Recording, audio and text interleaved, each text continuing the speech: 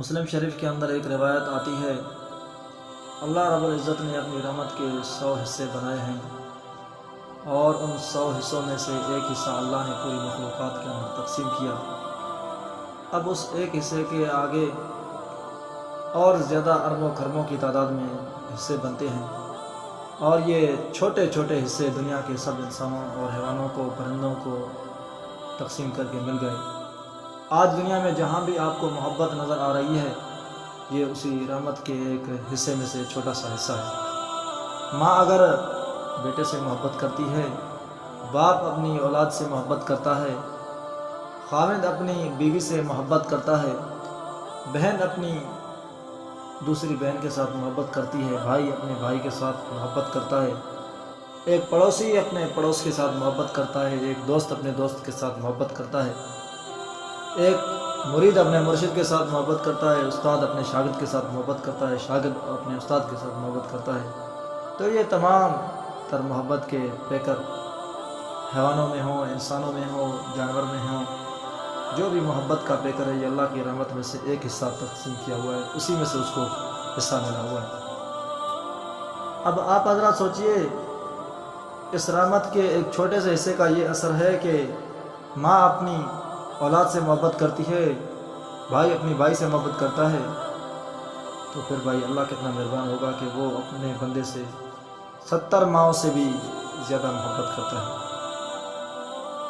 بھائی 70 ماؤں کی محبت تو تھوڑی چیز ہے، ساری دنیا کی مائیں اکٹھے ہو جائیں، ان کی اولاد کے ساتھ جو محبت ہوگی، سارے دنیا کے والدین اکٹھے ہو جائیں، ان کی جو اپنی اولاد کے ساتھ محبت ہوگی، ساری دنیا کے بھائی اکٹھے ہو جائیں جو ان کی اپنی بہنوں کے ساتھ محبت ہوگی، تو ان سب کو جمع کیا جائے تو پھر بھی محبت کا جو اللہ تعالیٰ کا تعلق ہے اپنے بندے کے ساتھ، وہ ان سب میں سے 99% زیادہ ہے۔ تو اللہ تعالیٰ قیامت کے دن اپنے بندوں پر بہت ہی مہربانی کا معاملہ فرمائے گا۔ آپ اگر کسی ماں کو کہیں کہ اپنے بچے کو آگ میں ڈال دے، کوئی ماں مانے گی؟ ہرگز نہیں بھائی، کوئی دنیا کے اندر ایسی ماں نہیں ہے جو کہے گی کہ میں اپنے بچے کو اپنے ہاتھوں سے آگ کے اندر ڈالوں، خود مر جائے گی لیکن اپنے بچے کو کبھی آگ میں نہیں ڈالے گی۔ یہ حدیث پاک بھی ثابت ہے، نبی علیہ الصلوۃ والسلام ایک دفعہ ایک جگہ پڑاؤ ڈالا تو وہاں پر ایک عورت تھی جو تندور پر روٹیاں پکا رہی تھی۔ اس نے سنا کہ مسلمان آئے ہوئے ہیں اور مسلمانوں کے پیغمبر بھی تشریف لائے ہیں، وہ بھی مسلمان عورت تھی، اس نے اپنی روٹیاں مکمل کی اور آپ صلی اللہ علیہ وسلم کی خدمت میں حاضر ہو گئی۔ کہنے لگی، اے اللہ کے رسول صلی اللہ علیہ وسلم، مجھے اس بات کا جواب دیجئے، کیا کوئی ماں اپنے ہاتھ سے اپنے بچے کو تندور کے جو آگ بھڑک رہی ہے اس میں ڈال سکتی ہے؟ آپ صلی اللہ علیہ وسلم نے فرمایا کہ ہرگز نہیں۔ تو اس نے کہا، پھر یہ کیسے ممکن ہے کہ اللہ تعالیٰ اپنے بندوں کو جہنم کی آگ میں ڈال دیں، جبکہ اللہ تعالیٰ ماں سے کئی گنا درجے زیادہ اپنے بندوں سے محبت کرتا ہے؟ تو نبی علیہ الصلوۃ والسلام نے سر جھکا لیا، اللہ کے محبوب صلی اللہ علیہ وسلم کی آنکھوں میں آنسو آ گئے، آپ کافی دیر تک روتے رہے اور کافی دیر کے بعد فرمایا کہ اللہ تعالیٰ تو کسی کو جہنم میں نہیں ڈالنا چاہتے، بندے اپنے گناہوں کی وجہ سے اپنے آپ کو جہنم میں پہنچا دیتے ہیں۔ جب ایک ماں کی محبت ایسی ہے تو اللہ تعالیٰ کی محبت کا تصور کیجئے، اللہ کو اپنے بندوں سے کتنا بھائی پیار ہوگا۔ قرآن میں ارشاد ہے، ان اللہ بالناس لرؤوف الرحیم، بے شک اللہ تعالیٰ اپنے بندوں پر رؤوف بھی ہے اور رحیم بھی ہے۔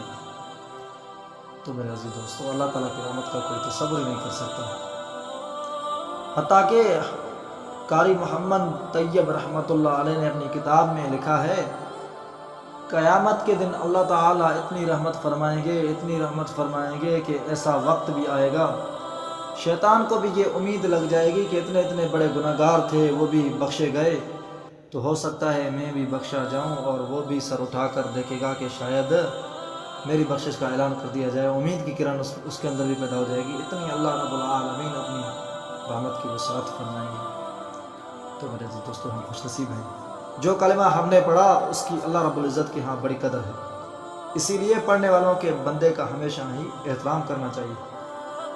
حضرت ابو داؤد کی روایت میں ہے کہ نبی علیہ الصلوۃ والسلام ایک مرتبہ طواف کر رہے تھے، آپ صلی اللہ علیہ وسلم نے بیت اللہ کو دیکھا تو فرمایا، بیت اللہ تیری اللہ کے نزدیک بہت بڑی عزت ہے، بہت بڑا تیرا مقام ہے، بہت بڑا تیرا اکرام ہے، لیکن قسم ہے مجھے اس ذات کی جس کے قبضے میں میری جان ہے، ایک کعبہ کلمہ پڑھنے والا جو مومن ہوتا ہے اس کا احترام اللہ کے نزدیک تجھ سے بھی زیادہ ہے۔ دیکھیں بھائی، اب اللہ کے ہاں کلمہ پڑھنے والا کا احترام تو بیت اللہ سے بھی زیادہ ہے۔ ہم بیت اللہ کے غلاف کو تو پکڑتے ہیں، اس کو چومتے ہیں، آنکھوں سے اس کو لگاتے ہیں، لیکن جو کلمہ پڑھنے والا مسلمان ہوتا ہے، کلمہ پڑھنے والا جو انسان ہوتا ہے، اس کی گریبان پکڑتے رہتے ہیں، اس سے جھگڑا کرتے رہتے ہیں۔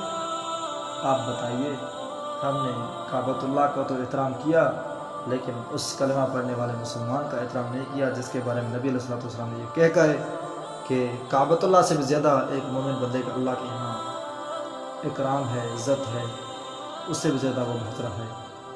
تو بھائی یہ بات ذرا نوٹ کر لینا، جس انسان نے بھی کلمہ پڑھا ہے وہ بہت بڑا قیمتی انسان ہے، جتنا بھی چاہے گناہ گار کیوں نہ ہو، اگر توبہ کر لے گا اللہ اس کو معاف فرما دیں گے۔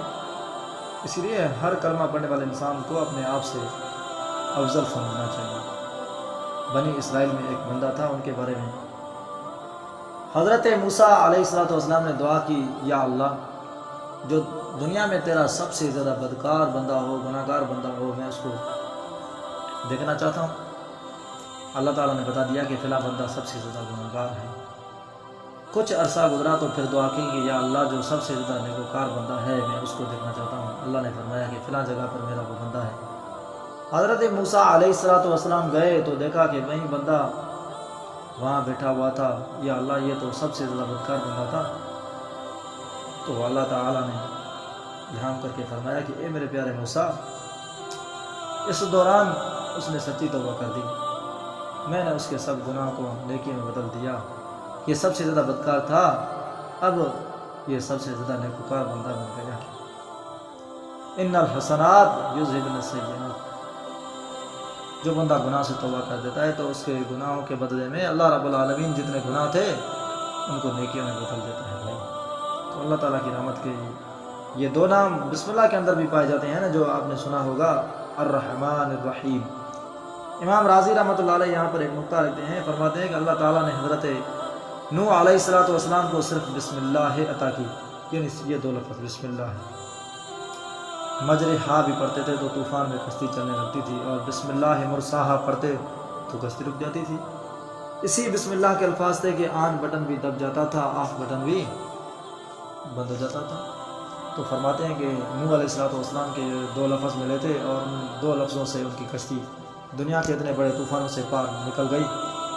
وہ فرماتے ہیں کہ ہماری کشتی کے جو بڑے ہیں وہ اللہ کے محبوب صلی اللہ علیہ وسلم ہیں، ان کو اللہ رب العزت نے بسم اللہ الرحمن الرحیم، رحمان اور رحیم کے دو لفظ بھی عطا فرمائے، تو اس کی برکت سے امت کو اللہ رب العزت پرسلات سے پار بھی نہیں لگائے گا۔ تو یقینی بات ہے بھائی کہ جو شروع والا جو پوائنٹ ہے بسم اللہ ہے مجرحا و مرساہا، جب نوح علیہ السلام پڑھتے ہیں تو دنیا کی کشتی ان کی کراس کر جاتی ہے، چلتی بھی ہے، رکتی بھی ہے۔ اگر ہم نے بسم اللہ کے ساتھ الرحمن الرحیم پڑھا ہے تو اس کی برکت سے اللہ رب العالمین قیامت کے دن ہمیں پرسلات سے بھی پار کر دیں گے۔ تو میرے عزیز دوستو، کہنا یہ چاہتا ہوں کہ اللہ کی کتنی ہمارے اوپر مہربانی ہے، شفقت ہے۔ حدیث مبارک میں ہے کہ نبی علیہ الصلوۃ والسلام نے بھی دعا مانگی کہ اے اللہ میری امت کا حساب میرے سپرد کر دیجیے، قیامت کے دن میں اپنی امت کا حساب خود لے لوں گا۔ اللہ تعالیٰ نے پوچھا کہ میرے محبوب آپ نے یہ دعا کیوں مانگی؟ تو نبی علیہ الصلوۃ والسلام نے فرمایا یا اللہ قیامت کے دن اگر میری امت کا حساب ہوگا تو سب انبیاء کے سامنے، سب امتوں کے سامنے میری امت کے اعمال کھلیں گے، بڑے بڑے گناہ نکلیں گے، تو مجھے اس دن بڑا افسوس ہوگا، مجھے بہت بڑی دکھ ہوگا، تکلیف ہوگی۔ اے اللہ میں چاہتا ہوں کہ میں اپنی امت کا حساب خود لے لوں، آپ میری امت کا حساب میرے سپرد کر دیجیے۔ تو اللہ رب العزت نے فرمایا اے میرے محبوب صلی اللہ علیہ وسلم، آپ یہ حساب خود کیوں مانگتے ہیں؟ آپ کی امت کا حساب میں لوں گا، مگر اس طرح لوں گا کہ جب امت کے سامنے آئے گی تو آپ کے پاس آنے سے پہلے آپ کی امت کے سارے بڑے بڑے گناہوں کو میں معاف کر دوں گا، میں آپ کے سامنے ان کے بڑے بڑے گناہ آنے ہی نہیں دوں گا۔ تو نبی علیہ السلام خوش ہو گئے کہ اے اللہ میری امت کا حساب آسانی سے لیجیے گا، تاکہ میری دل بھی خوش ہو جائے۔ تو بھائی رب کریم نے شریعت کے اندر اصول ایسے بنا دیے کہ اس امت کے گناہوں کو اللہ تعالیٰ اسی دنیا میں معاف فرما دیتے ہیں۔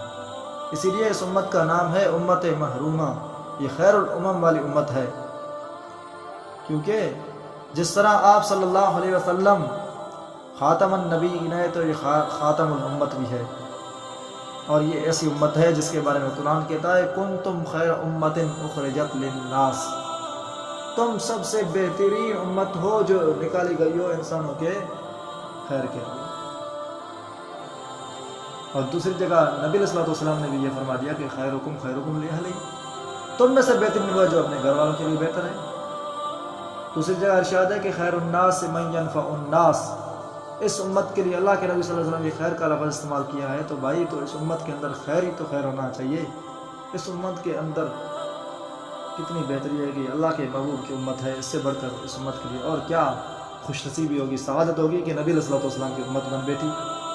ہم اس چیز پر جتنا اللہ رب العالمین کا شکریہ ادا کریں تو کم ہوگا کہ اللہ تعالیٰ نے ہمیں حضور علیہ الصلوۃ والسلام جیسی عظیم شخصیت کا امتی بنا دیا۔ اسی لیے اللہ سے ہر وقت یہ دعا کیا کرو کہ اللہ آپ بھی کریم ہیں، آپ کے نبی علیہ الصلوۃ والسلام بھی کریم ہیں، میں کتنا شکر ادا کروں، 100 بار اگر شکر ادا کروں تو پھر بھی میں ان دو کریم ہستیوں کا شکریہ ادا نہیں کر سکتا۔ اللہ بھی کریم ہے، بخشنے والا ہے، اور اللہ کے محبوب بھی کریم ہیں، وہ شفاعت کرنے والا ہے، اپنی امت کے لیے رونے والا ہے، گڑ گڑانے والا ہے۔ تو بھائی اس چیز پر شکر ادا نہیں کر سکتے ہم؟ کیوں نہیں کر سکتے؟ اللہ کریم اس لیے ہے کہ اللہ رب العزت نے اپنے آپ کو رحمان بھی کہا ہے، رحیم بھی کہا ہے، اپنے لیے رحمت کے دروازے کھول دیے ہمیشہ ہمیشہ کے لیے۔ اللہ کی رحمت تو بہانے ڈھونڈتی ہے کہ بندہ آ جائے مجھ سے معافی مانگے تو میں اس سے معاف کروں۔ وہ بندے جو گناہوں کے اندر اپنی زندگی گزار دیتے ہیں، اگر اللہ رب العالمین کے دربار میں آ کر معافی مانگے تو اللہ معاف فرما دیتے ہیں۔ میں یہ بات ذمہ داری سے عرض کرتا ہوں۔ نبی علیہ الصلوۃ والسلام نے بھی فرمایا کہ اللہ تعالیٰ نے میری امت کے عذاب کو دنیا میں ہی رکھ دیا ہے مگر جب تک وہ گناہ کرتے ہیں۔ اگر گناہ سے توبہ کی تو پھر تو وہ اللہ کے عذاب سے بالکل ہی چھٹکارا پا سکتے ہیں۔ تو بھائی میرے عزیز دوستو، تمہیں آپس میں جو ایک دوسرے سے تکلیفیں پہنچتی ہیں وہ اس کے بدلے میں تمہارے اللہ رب العالمین گناہ بھی معاف کر دیتا ہے دنیا میں تمہارے، اور قیامت کے دن تمہیں اس کا عذاب بھی نہیں دیا جائے گا۔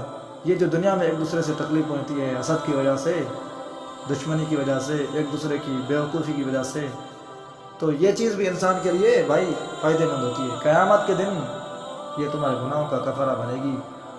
اس تکلیف، تھوڑی سی تکلیف کی وجہ سے، مثال کے طور پر اگر کوئی بہو گھر کے اندر رہتی ہے، اس کو سانس تنگ کرے تو دکھ نہ کرے، بس دل ہی دل میں یہ اللہ رب العالمین کی رضا کو اپنے حاصل کرنے کا مقصد بنائے، اور یہ سوچے کہ یہ جو مجھے تکلیف پہنچی ہے ساس کی طرف سے، میں اس پر اللہ سے اجر مانگتی ہوں، تو اس کو اس چیز پر بھی صبر کرنے کا اجر ملے گا۔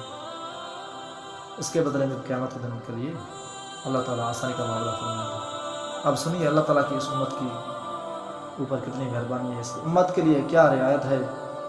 سب سے پہلی بات یہ کہ جب کوئی بندہ اپنے دل میں نیکی کا ارادہ کرتا ہے، ابھی نیکی کی بھی نہیں ہوتی اس نے، بس صرف نیکی کا ارادہ کیا ہوتا ہے، تو نیکی والا فرشتہ فوراً اس کے نام اعمال کے اندر ایک نیکی لکھ دیتا ہے۔ جب وہ بندہ نیکی کر لیتا ہے تو فرشتہ ایک نیکی کے بدلے میں 10 نیکیاں اس کے نام اعمال میں لکھ دیتے ہیں۔ من جاء بالحسنات فلہ عشر امثالھا، دلیل جو بھی میرے پاس ایک نیکی لائے گا تو اس کے بدلے اس کو 10 نیکیاں عطا فرماؤں گا۔ تو بھائی اس سے بڑی دلیل کیا ہے؟ نیکی کا ارادہ کیا تو ارادے پر ایک نیکی ملی گئی، جب ارادے کو پورا کر لیا تو 10 نیکیاں اس کے کھاتے کے اندر، اس کے نام اعمال کے اندر لکھ دی جائیں گی۔ لیکن اگر اب معاملہ گناہ کا ہو جائے، کوئی بندہ گناہ کا ارادہ کرتا ہے تو گناہ ارادہ کرنے سے اس کا گناہ نہیں لکھا جاتا۔ مثال کے طور پر اب یہاں پورا مجمع بیٹھا ہوا ہے، آپ میں سے کوئی بندہ دل کے اندر یہ خیال کر لے، مثال کے طور پر فرض کرو میں اپنے اوپر مثال دیتا ہوں کہ میں ابھی خیال کر لوں کہ مجھے یہاں سے باہر جا کر کسی کے ساتھ جھوٹ بولنا ہے یا بہانہ کرنا ہے کسی کے سامنے۔ اب بہانہ بھی تو گناہ ہے، یا یہاں سے باہر جا کر میں نے کسی کی غیبت کرنی ہے تو غیبت بھی ایک گناہ ہے۔ اب میں نے ارادہ کر لیا تو اب جیسے ارادہ میں نے کیا تو میرے کھاتے کے اندر فوراً گناہ نہیں لکھا جاتا۔ اگر آپ نے یہ ارادہ کر لیا کہ یہاں سے باہر جا کر میں نے ایک مجلس میں جانا ہے یا کسی کاروبار کے اندر جانا ہے، کسی بندے کے ساتھ جھوٹ بولنا ہے یا غیبت کرنی ہے، تو فوراً ارادہ کرنے سے گناہ نہیں لکھا جاتا۔ جب تک وہ بندہ گناہ کا ارتکاب نہیں کر لیتا تب تک اس کی خاطر گناہ نہیں لکھا جاتا۔ حدیث پاک میں آیا کہ اللہ تعالیٰ نے گناہ لکھنے والے فرشتے کو نیکی کے لکھنے والے فرشتے پر ماتحت بنا دیا ہے۔ وہ اس سے اجازت لیتا ہے کہ اب اس بندے نے گناہ کر لیا، کیا مجھے اجازت ہے میں لکھ لوں؟ جب وہ گناہ کر لیتا ہے تو پھر بھی نیکی والا فرشتہ اس سے کہتا ہے کہ تھوڑی دیر کے لیے صبر کرو، رک جا، ہو سکتا ہے کہ غلطی سے گناہ ہو گیا ہے، توبہ کر لے۔ لیکن پھر بھی اگر وہ توبہ نہیں کرتا تو پھر نیکی والا فرشتہ اس کو کہتا ہے کہ اب تم اس کا ایک گناہ اس کے کھاتے میں لکھ لو۔ دیکھو بھائی، اگر کوئی گناہ کرے تو اس کے کھاتے میں ایک گناہ لکھا جاتا ہے، لیکن اگر کوئی نیکی کرتا ہے تو نیکی کرنے پر اس کو 10 نیکیاں اس کے ہاتھ میں لکھی گئی۔ گناہ کیا تو اس کا انتظار بھی کیا، لکھنے والے فرشتے کو اللہ رب العالمین نے انتظار میں ٹھہرا دیا، لیکن جب نیکی کی، بلکہ نیکی کا صرف ارادہ کیا، نیکی تو پوری کی بھی نہیں، پھر بھی اس کے کھاتے کے اندر، نام اعمال کے اندر نیکی لکھ جاتی ہے۔ بھائی اس سے بڑا اللہ کا کیا کرم ہو ہمارے اوپر، اللہ کی رحمت ہمارے اوپر یوں ہی برس رہی ہے، صرف اور صرف ہمیں اپنے نیت کو بدلنے کا ارادہ ہے۔ ہم یہ نیت تو کریں کہ ہم نے اس برائی کو چھوڑنا ہے، اس گندے کام کو چھوڑنا ہے، گناہوں سے اپنے آپ کو دور رکھنا ہے، ہمیں نیکیوں والے کام کرنے ہیں۔ پھر دیکھو کہ کس طرح اللہ رب العالمین نے ہمارے لیے آسانی والا معاملہ فرما دیتے ہیں۔ تو میرے عزیز دوستو، پھر ایک دوسرا مسئلہ ابھی مجھے یاد آ گیا، وہ بھی آپ حضرات کو سامنے وضاحت کرتا ہوں۔ نبی علیہ السلام نے فرمایا کہ اللہ تعالیٰ میری امت کے تمام نیک لوگوں کی نیکیوں کو پالتے رہتے ہیں، بڑا کرتے رہتے ہیں، وقت کے ساتھ ساتھ وہ نیکی بھی بڑی ہوتی جاتی ہے۔ جیسے ایک آدمی پودا زمین کے اندر لگاتا ہے تو وہ آہستہ آہستہ، رفتہ برفتہ وہ ایک تناور درخت بن جاتا ہے، اسی طرح نیکیوں کا بھی درخت لگ جاتا ہے بندے کے لیے۔ اللہ تعالیٰ اس کو بڑا کرتے رہتے ہیں، حتیٰ کہ وہ نیکی کے بجائے 10 نیکیاں لکھی جاتی ہیں۔ پھر ایسا نوبت بھی آتی ہے کہ 10 نیکیوں کے اللہ رب العالمین اس کو بڑھا کر 700 نیکیاں بنا دیتے ہیں۔ شکر الحمدللہ۔ حدیث پاک میں ہے کہ ایک شادی شدہ آدمی اگر 2 رکعت پڑھتا ہے تو اس کو 2 رکعت کے اوپر 70 رکعت کا ثواب ملتا ہے۔ اگر کنوارا آدمی 2 رکعت پڑھے گا تو اس کو 2 رکعتوں کا ثواب، اگر شادی شدہ شخص نماز پڑھے تو اس کو 70 نمازوں کا ثواب ملتا ہے۔ یا اللہ، یہ کیا معاملہ ہے؟ فرمایا یہ اس لیے کہ شادی شدہ بندے کے اوپر حقوق اللہ بھی ہیں اور حقوق العباد بھی ہیں۔ اب بات کو ذرا سمجھو، جب یہ بیوی بچوں کے حقوق ادا کرنے کے بعد پھر اللہ کا حق ادا کرتا ہے تو اللہ فرماتے ہیں میرا بندہ ڈبل ڈیوٹی دے رہا ہے، میں اس کے اجر کو بڑھا دیتا ہوں۔ جیسے ہم نے دیکھا ہے کہ کوئی بندہ اوور ٹائم ڈبل ڈیوٹی کر دیتا ہے تو پھر اس کا افسر ڈبل فیس اس کو دیتا ہے، مزدوری ڈبل بن جاتی ہے۔ تو اسی طرح اللہ رب العالمین بھی بندے کی مزدوری کو بڑھا دیتے ہیں۔ اب اس سے اگلی بات سنیے، وہ اس سے بھی اور زیادہ مزیدار کی بات ہے۔ جب بندہ جاگ رہا ہوتا ہے تو نیکی اور گناہ کے دونوں فرشتے مصروف ہوتے ہیں کہ اگر اس نے جائز چیز کو دیکھا تو نیکی لکھی، اگر حرام چیز کو دیکھا تو گناہ لکھا، وہ دونوں فرشتے مصروف ہوتے ہیں۔ لیکن جب بندہ سو رہا ہوتا ہے تو اس وقت دونوں فرشتے فارغ ہوتے ہیں، لیکن اللہ ان دونوں فرشتوں کو فارغ نہیں رہنے دیتے۔ نیکی والے فرشتے کو اللہ حکم فرماتے ہیں کہ میرا یہ بندہ سو گیا، اب تم فارغ کیوں بیٹھے ہو؟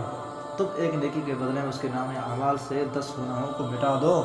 تو وہ نیکی والا فرشتہ جتنی دیر بندہ سویا ہوا ہوتا ہے ایک ایک نیکی کے بدلے میں 10 گناہوں کو مٹا دیتا ہے، تاکہ نام اعمال میں کوئی گناہ کا وجود بھی نہ رہے۔ حدیث پاک میں بھی آئے، نبی علیہ السلام نے فرمایا جو بندہ نماز کے بعد 33 مرتبہ سبحان اللہ، 33 مرتبہ الحمدللہ، 34 مرتبہ اللہ اکبر پڑھ کر سوتا ہے تو اللہ تعالیٰ اس کی نیند کے دوران اس کے نام اعمال سے گناہوں کو مٹا دیتا ہے۔ دیکھو بھائی، عمل چھوٹا ہے، کر لینا یہ بھی زندگی کا بہت بڑا قیمتی فائدہ ہوگا۔ اعمال تو ظاہری اعتبار سے یہ کچھ بھی نہیں، زیادہ سے زیادہ 5 منٹ بھی نہیں لگتے، لیکن اس کا اجر کیا ہے بھائی؟ گناہ کو مٹا دے گا۔ پھر بندے کو دنیا میں جو بھی بھائی اپنے آپ کو تھوڑا سا تکلیف کے لیے رکھو گے تو پھر وہ تکلیف بھی تمہارے لیے فائدہ مند ہوگی، حتیٰ کہ اگر تھوڑا سا کانٹا چبھے گا، ٹھوکر لگے گی، اس کے بدلے میں اللہ تعالیٰ تمہارے گناہوں کو معاف کر دے گا، وہ بھی تمہارے نام اعمال کے اندر نیکی بنے گی۔